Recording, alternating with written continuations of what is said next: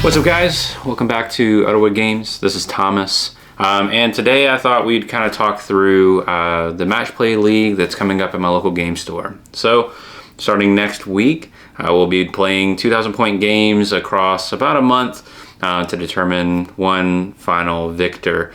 I am really excited. This will be kind of my first foray into, I guess, more competitive, quote unquote, Warhammer 40,000. But honestly, it's with the guys that I normally play with as it is, and we're not the most competitive players out there. We do have a few guys in the shop that do play lists that are more catered to competitive play, but for the most part, most of us are just playing lists that we enjoy, of models that we thought were cool and that sort of thing. So I am really excited to get that started, but I figured today we could kind of talk through what I plan to be bringing. Basically, I have to turn in my list this week, and that list will remain the same until the end of the league, even if there are significant changes in the balanced data slate. That's just how our shop is going to run it. Any rules updates will stick with the factions and that sort of thing, but any points changes will not be reflected in our list. So just keeping that in mind. But yeah, I figured let's just take a sec and walk through my list.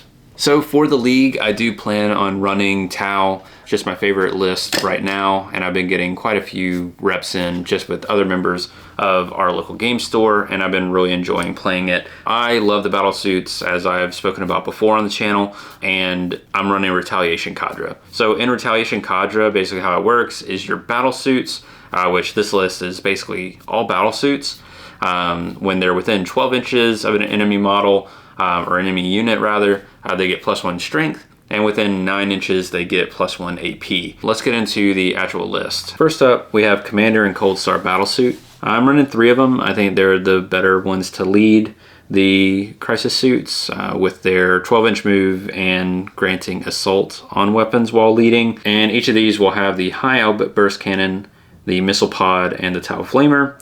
They will have the gun drone and the shield drone and the weapon support system, ignoring modifiers to hit rolls. Each will have an enhancement. One of them will have the prototype weapon system, granting lethal or sustained hits on shooting.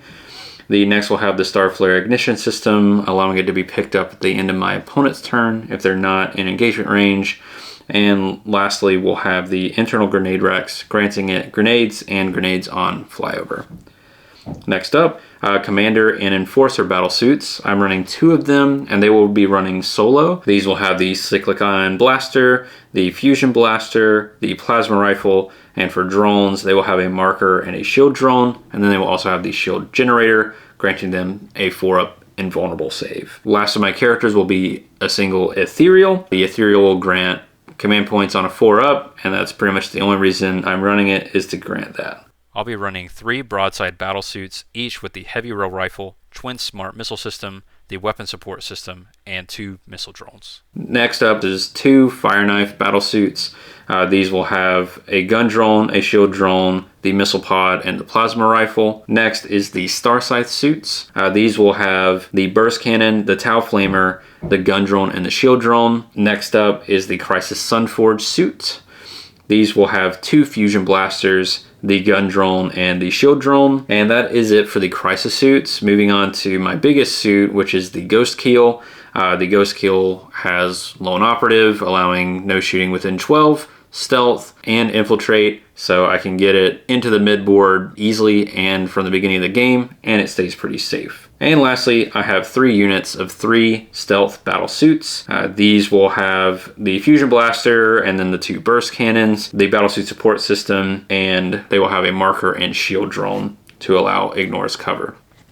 And that's my list. So at exactly 2,000 points as of recording, it will be my list for the duration of the league. The league will run for about a month, month and a half, and we're able to play up to 3 games per week against players within the league. I am excited to give this a shot. It will be my first time playing this type of league at the shop. I was in the Crusade League earlier this year, and we'll also be doing some Crusade stuff in tandem with this, as some other players will be doing that and I think it'll be a fun mix to give me a break from the competitive nature of it. But yeah, just my thoughts on the list. I'm running the Cold Stars for the 12-inch movement, the assault, and I just think overall they're a little bit nicer of a leading unit. I kept them with that sort of standard anti-infantry sort of array of weapons. That's just kind of what I initially gave them, and for me it's an effective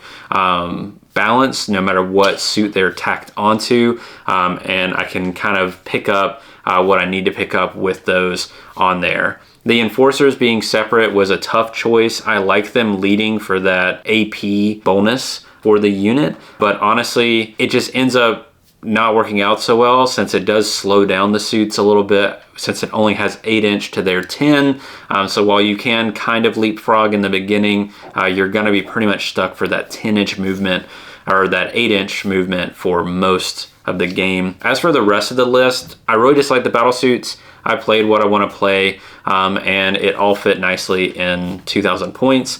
Let me know what you think about my list, and do you think I'm crazy for not running Kroot Carnivores and getting that sticky objective? Because I'm not running them. I like my battle suits. I want my army to look the way that I want it, and Kroot really go against that. I understand competitively that's not the best approach, but let me know what you would like to add outside of Kroot Carnivores, please. But yeah, just let me know in the comments down below, and thank you so much for watching, and I'll see you in the next one.